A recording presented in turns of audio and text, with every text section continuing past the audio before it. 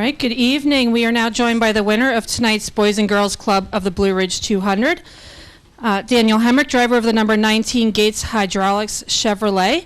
We will go straight to questions for our race winner. If you have any questions, please raise your hand. We will get a wireless microphone to you. We'll start in the back there with Jacob and then go to Bob.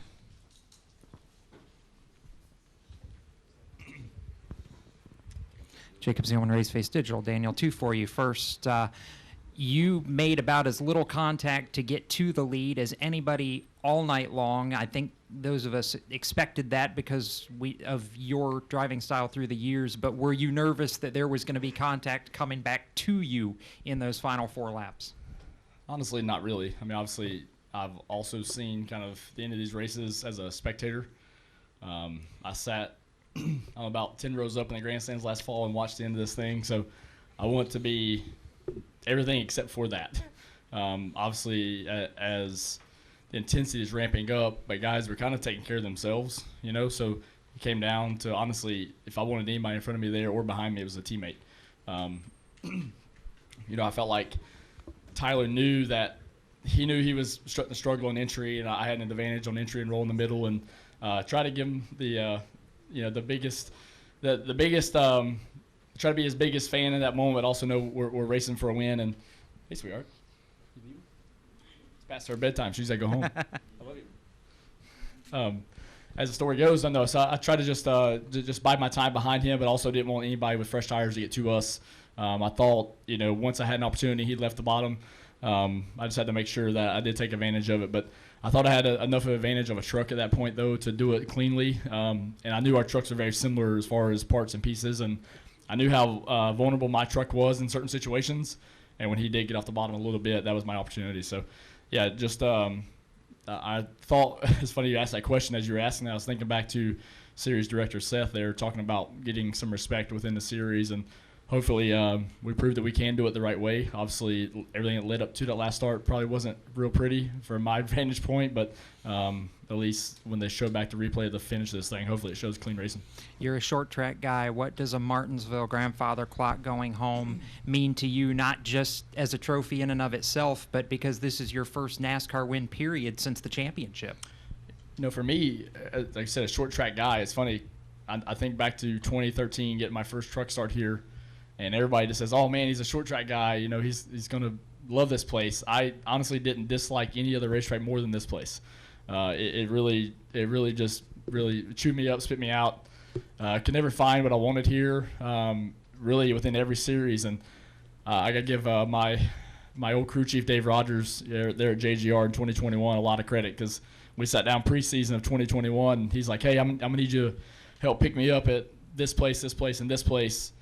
And he asked me, he's like, what's a weak link for you, a weak track, you know, and I just ultimately just said, man, Martinsville, I have no idea what I want there. Like, I can't find what I'm looking for.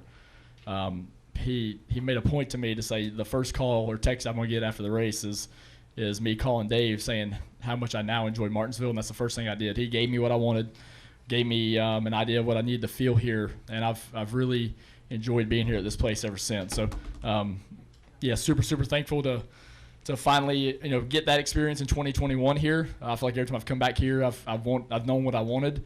And listen, when you're jumping in the truck, the same chassis that's won the last 2 races here, there's not a whole lot of excuses. We weren't quite as good as they were probably the last 2 races, but we found the way, and that's what good race teams do, strong race teams do, and I'm just proud to be a part of it. We'll go to Bob and then Matt. Bob Hockers, Fox Sports. I have a couple. The first, over the last 50 laps, how much did you think you had a decent shot at winning, and was any of you just like, there goes another one? Yeah, I mean, honestly, we were 4th to 6th place truck, really about a 6th to 7th place truck on short runs all night, and maybe 2nd to 4th place truck on long runs. But yeah, the way we really couldn't get into too much of a long run, just figured we were just going to have to maximize our day, and that was going to be a top 5 run. But like, I've seen Martinsville since I was a kid, and we've all witnessed it over the last couple of years. Like, you just got to keep yourself, you know, within the first 3 rows, within striking distance as these races are winding down. I just tried to not necessarily keep ourselves in it, just not take ourselves out of it. I promise you, as the leaders continue to kind of filter themselves out, all of a sudden it was 18 leading and I was second. I thought to myself, I mean, how can I not choose the front row, right? But gosh, I felt good about the speed, and I really felt like the 38 was going to choose behind me on that last restart there, Bob, and he did. And I honestly, he knew I'd turned underneath him and drove by him pretty cleanly. So Chandler and I've raced together a lot. He gave me space, respected kind of what 18 and I were racing for there as the laps went on down, yeah, I mean, I just once I knew I had to go head to head with 18, I felt like I liked our chances, I liked our odds, and about 2 laps after the restart, I felt like I had what I needed, just a matter of win.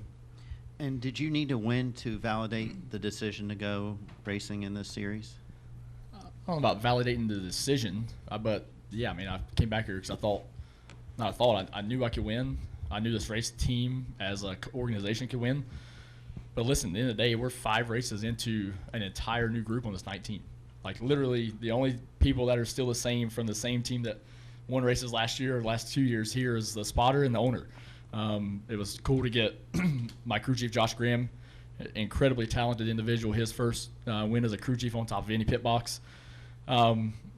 So really, it was just validating all of us, right? Validating his decision to come do this, validating my decision to come do this. I told Bill McAnally our first time we sat down together that one of my selfish main goals was that, my wife and I have stood in victory lane together, whether people know it or not, hundreds of times throughout our lives growing up. And my kids have never experienced that. My daughter was 2 when I won the championship, but my kids have, as they can remember, have never got to stand in victory lane with Dad. So one of my reasons I wanted to come back here was to try to win and give them those memories. So tonight was a start for that. Go to Matt. Matt Weaver, Sportsnot. Bob actually took the thunder there on one question I was going to ask you about, obviously having kids and what difference that makes them being older and having a son now too. But my other question I had for you is, your other national touring win, that was the championship win that closed out the season. You've never been in a situation to where you've won obviously early in the season and the ways that could transform a season. It takes some of the edge off. The fact that you guys can go, playoff points racing now. I mean, are you cognizant of that even in this moment that, hey, now this sets us up really good that we can change our approach in any way? Yeah, man, that's a good question and something that honestly we'll probably reassess on Monday. Definitely sitting here, I can feel some weight off of me on that side. I know for this race team, we kind of a slow start, right? I mean, well, we've had opportunities early here in the season, but we haven't necessarily put a ton of points on the board. But it looked like one of those years, I was going to just maximize the points, try to point our way in. If opportunity arose as the weeks progressed to win, then we tried to capitalize on it. But I figured it would, honestly, the way we started the season would be a couple of weeks removed. But then as soon as we got through Homestead, I felt like some stuff clicked with me and the team in general, how we operated, how we prepped, how we executed. And then take that momentum of a top 5 run, just our first solid day together, and truly come to a place that they're, batting 1,000 here the last 2 trips, winning all stages in the races here. I mean, if there's another place that takes any momentum to, it was here. But yeah, it's definitely going to be a little bit of a different mindset. I don't think you do a whole lot of things differently. It definitely does free us up, though, to maybe try to identify some of our weaker areas that we've experienced the first couple weeks leading up to here. Be a little more aggressive on venturing down those avenues, to understanding maybe what I do want a little different than what the notebook is, because it's not like they're trying to just figure me out. I mean, Josh Graham is a crew chief trying to understand the trucks. He's trying to understand the wind tunnel data just as I am. We're all heavily invested and working day in and day out to build this program up. So, yeah, if nothing else, it lets us attack all angles a little differently now. Trey Lyle, frontstretch.com. Daniel, first, the backflip. How confident were you? That was reckless. How confident were you? I know last week you weren't sure if you could do it, but how confident were you when you got in the car if you were going to do it or not? I didn't know, but I felt a lot of energy from the crowd, and as guilty as anybody of feeding off that stuff. So it's like, why not? I blow a knee out here landing. I mean, it'll be okay. I've raced with them before that way, but no. So a lot of people don't know. I've had multiple knee surgeries, so it's not like there is some risk to me doing it. I've actually thought about not doing it, but like I said, I was fortunate to do a lot of those growing up through the ranks, and those times haven't been very often, right, in the NASCAR ranks. So I was going to take advantage of it. Literally just about maybe not even 2 weeks ago, my wife in our backyard playing with our kids asked me that question. She's like, hey, I haven't asked you, like, you think you can still do that? I said, I don't know. I'm sitting here on nice, fluffy, 4-inch tall fescue grass. Let me try it. So I just did one right in the ground. So I can do it flat-footed standing there. And I was like, all right, I think I'm still in position to do it. However, I said it was reckless because when I got on top of the roof, I was way up in the air. I may owe Bill McAnally a roof because it looked like it caved the roof in when I jumped. So all great problem to have. How about that? And then a lot of drivers congratulated you post-race. What type of the amount of respect you get amongst the garage, both, I know Blaney was there too as well, so even outside the truck garage, what does that mean to you about like the journey you've been through and the fact that you get this moment and a lot of people are there to offer their congratulations? Yeah, I mean, obviously I haven't seen any of that stuff, but yeah, Blaney came out to the front stretch and super special, man, to have, if nothing else, right, no matter when this journey ends, I think when it's all said and done, I think you guys on this side of it, on y'all side, would feel the same, like, to have the respect from your peers when all the dust settles, like, I think that's all you can ask for, right, that means you did something right. You made somebody feel something along the way, and for me, I've always said that I felt like, there's a lot of storylines of who's got sponsorship, who doesn't, who's got these reasons or those reasons why they make it or don't make it. And at the end of the day, I've always said that people behind the scenes know. Like, the ones who know. And I'm looking at many faces in here that have seen my journey through and through. I've talked with Matt here down in Pensacola, Florida, after not sleeping for 2 or 3 days, working on super late models. And I feel like I'm the exact same person I was then. At least I hope I am. And I think that resonates. And I respect so many of those guys at the cup level because many of them have been the exact same way. And they've been true people, believers in me, and it's cool to see those guys continue to have success.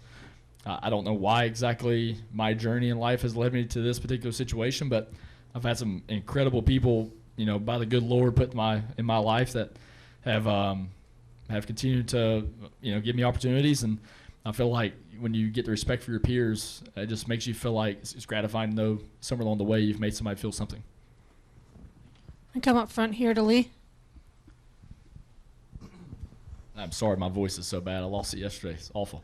You talked about people coming to victory lane, but the fact that Ankrum came after you knocked him out of the lead, what does that say about the relationship that you've already built there with him? Because I thought it was a pretty classy act on his part. It truly was, and he is a class act. I mean, I didn't realize I'm guilty of this, right? Whenever you race in a particular series, like I'm so immersed in that. Like, I mean, you watch the other series, but you're not truly in it. I didn't realize how much of a veteran Tyler is. I mean, he's been in Truck Series a long time, and I've leaned on him heavily throughout this process of how these trucks trend and how you prep for events. And him and I have had our own closed-door meetings of where we feel like we're strong, where we feel like we're not as an organization. So he's helping continue to build this program forward as I'm trying to do as well. So it was really cool that it turned out to be him and I there battling it out. The biggest thing I wanted to make sure there on that last restart, too, with Tyler was to make sure that I didn't hit him in a spot that was going to bring other people into the mix. I wanted us both to have nice, clean 2 or 3 laps to separate. So if it came down to it, we both still could salvage really good days. And the worst thing that could have happened in that situation was neither one of us ended up winning the race, right, for our team owner and our partners. So yeah, it meant a lot. It's funny. He came to victory lane, and he thought I said, "Are you upset?" And I actually was saying, "Did you end up second?" I couldn't because he couldn't hear me. But no, it was cool. And I'll see if he still takes me up on my he's supposed to road bike with me on next Tuesday. He bailed on me last week, so hopefully he'll come join me this week. He'll probably wear me out. Go back to Matt. Sorry, one more. This is on, I can't tell or not. Okay. Yeah, I got you. Sorry. As a guy that's, for the most part, throughout his career, you've always won. You've won races, you've won championships. When you go to the Cup Series and it doesn't turn out on either stint the way that you particularly would have wanted to, and then I imagine part of this decision coming back here is just wanting to be in the position to win races, compete for a championship again. One, is that low as it looks like from the outside, not being competitive for you, or is just it's all part of the journey and it's always, as you always say, heads down, fin up? Yeah, it's definitely part of the journey. I would say if you take all the other noise out of it, does anybody want to go compete at the highest level with their team, get on a plane 8 weeks a year, give or take, to go execute at your highest level, and that sometimes equals a 25th place result? No, that's not fun. So that side of it, yes, is low.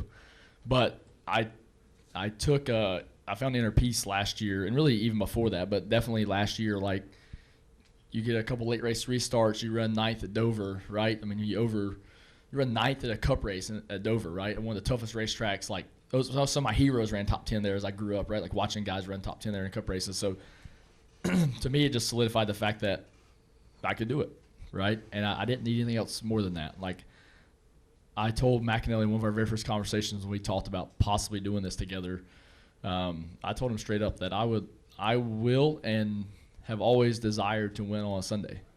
That will never leave me, but my season of life has led me to this situation, and I'm perfectly content. I always thought I only loved racing, and what I've identified over the last couple of years, it's not the racing. It's truly just competing.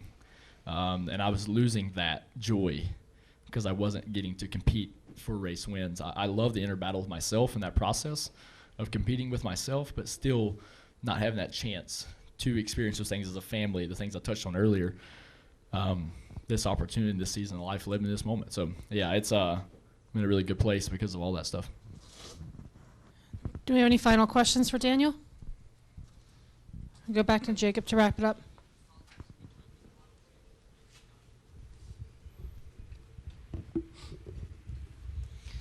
So going back to the short track theme, there's certain trophies in short track racing that are just iconic. You've got the Tom Dawson, you've got the Martinsville grandfather clock, and I know this is one that you circled when you first came to NASCAR that you wanted to win.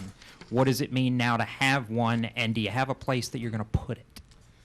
Yeah, we definitely have a place to put it. I said back in 2021, I feel like we let two of them get away on the Xfinity side. So, yeah, there's one place. There's multiple places for them in the house.